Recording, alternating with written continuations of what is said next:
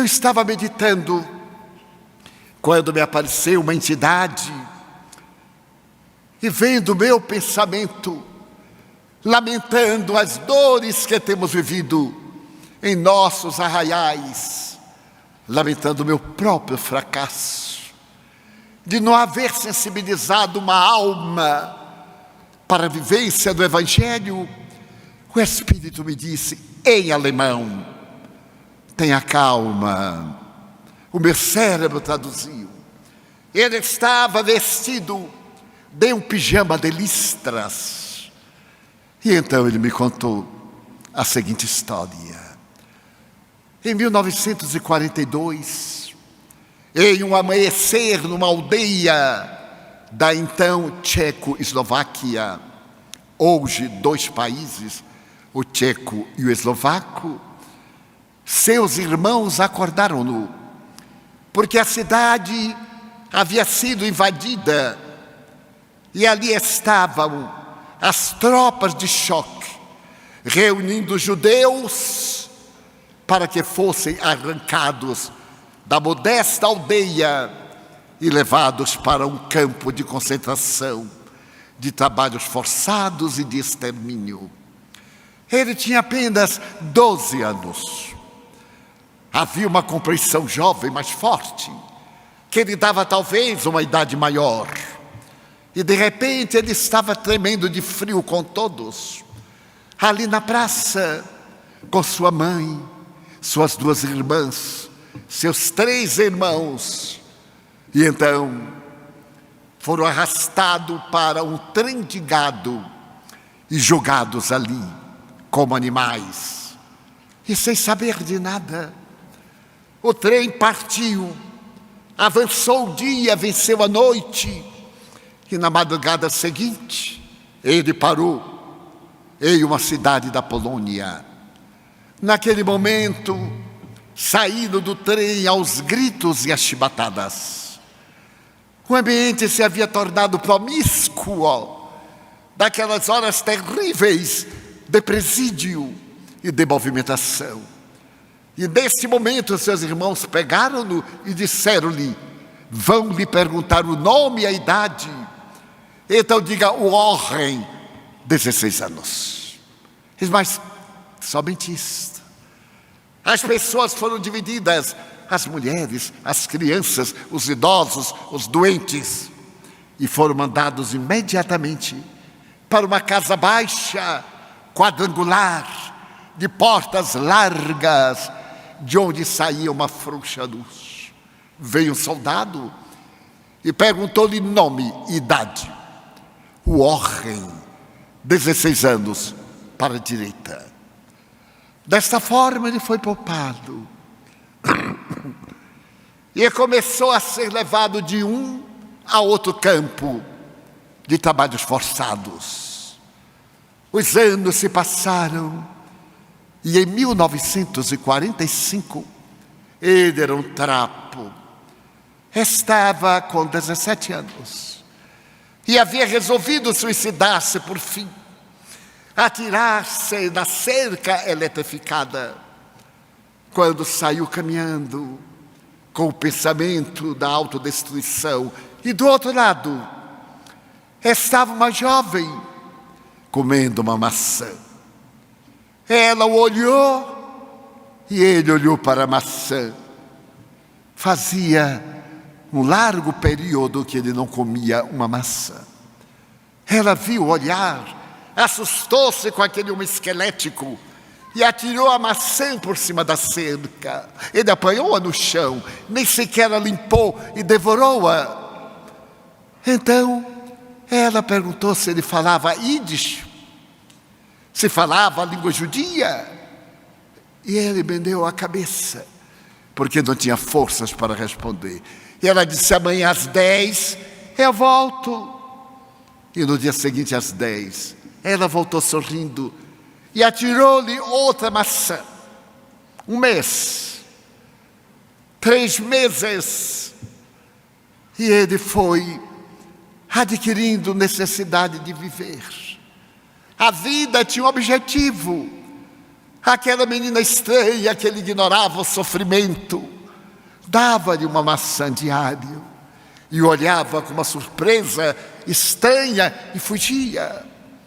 Foi então que ele percebeu que eram poucos os que restavam no campo.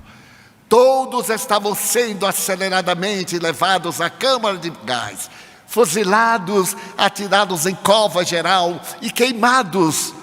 Havia uma precipitação no campo. E ele sabia que no dia seguinte, às 10 horas, ele estaria diante do pelotão, ou na câmara. Mas agora ele ia ver a menina da maçã. E quando ela jogou a última por certo, e disse amanhã, ele disse não venha amanhã, porque amanhã ele não quis dizer a ela, eu vou ser transferido para outro campo, não venha amanhã. Vielen Dank, muito obrigado. Ela não foi embora, mas ele teve que voltar para o alojamento infecto. E no dia seguinte, mais ou menos às 9h30, ele começou a ler a Torá em pedaços de papel e tábua, e na parede ele ia morrer. Algo estranho aconteceu. Ele ouviu o explodir de granadas, ele ouviu as metralhadoras, o som terrível, a gritaria, e daí a pouco o ruído de veículos. Ele saiu. Eram os tanques soviéticos que estavam entrando, e através de um alto-falante em 6 idiomas se dizia: vocês estão livres, vocês estão livres. E ele, livres, viu o portão amaldiçoado que tantas vezes ele desejou passar e nunca se atreveu por causa da metralhadora que iria fulminar-lhe a vida. Então ele desmaiou, acordou num campo de refugiados. Mais tarde foi para a Inglaterra, depois foi mandado de volta para a Tchecoslováquia. E veio a saber do serviço de informação hebraico que 2 dos seus irmãos estavam na América do Norte. Estavam em New York, em Manhattan. Com muita dificuldade ele conseguiu descobrir o endereço, e a organização hebreia de apoio aos sobreviventes da guerra mandaram-no para a Grande Maçã. Ele ainda era um escombro. Seus irmãos amaram-no. Eram já pessoas prósperas. Trabalhavam na grande pátria do tio Sam. E começaram a providenciar um trabalho para ele. Ele estava agora com 20 anos. Mas havia no seu semblante a marca do campo, dos campos de concentração. Em uma noite, o irmão que o protegia disse-lhe: amanhã eu vou ter um encontro com minha namorada, mas ela somente pode sair, os pais somente permitem, se ela estiver acompanhada de uma amiga. E eu quero lhe pedir para que você vá para ficar conversando com ela, enquanto eu namoro com a mulher com quem me casarei. E ele disse: não tenho interesse. O amigo disse-lhe uma coisa terrível: até hoje, Hitler mantém você no campo de concentração. Você tem necessidade de romper os grilhões. Você necessita ser livre. E você irá comigo de qualquer forma. Ele devia muito carinho ao irmão. E foi, entristecido. Apareceram 2 jovens que o irmão foi buscar no seu automóvel. Foram à matinê. O irmão com a namorada. E ele, sem saber que dizer àquela jovem de cabelo ruivo, que eu fitava longamente. Na saída, o irmão foi a uma sorveteria. E no caminho, para tentar uma comunicação, ele olhou para a jovem, que era muito tímida. Bem, ela deveria ter 25, 23 anos. Ele não sabia calcular. Ele perguntou-lhe: você é americana? Não, não sou americana. Eu sou judia da Hungria. Ah, então você é judia da Hungria. Quantos anos você tem? Eu tenho mais de 40. Ele ficou espantado. Ela não demonstrava. Mais de 40, é. E então ela disse: você fala o inglês? É engraçado. Por quê? Ele disse: porque eu sou judeu. Mas eu também sou judia. Poderíamos falar em Yiddish? Como não? E ela disse: minha vida, eu consegui sobreviver. Eu estive na guerra e a minha mãe me confiou. Eu era uma mocinha. Bem, era uma meninota. Minha mãe me confiou uma família católica de Berlim. E a família criou documentos. Eu sobrevivi à guerra. E de repente, bem próximo da nossa casa, no interior de Berlim, um campo de concentração matava pessoas como se matam moscas. Eu ouvia falar, sentia o odor da carne humana no forno, mas eu não sabia exatamente o que era. Eu resolvi ver, curiosidade infantil. Então eu vi um homem esquálido, andando, triste, e eu senti uma dor profunda, de tal forma que a maçã que eu estava comendo, eu joguei para ele. Ele disse: não, não é possível. E o que é que ele lhe disse? Nada. Mas eu, falou ele, estive nesse campo de concentração. E claro, eu havia resolvido morrer, porque eu já estava morto. Essa é que é a verdade, eu queria deixar de respirar.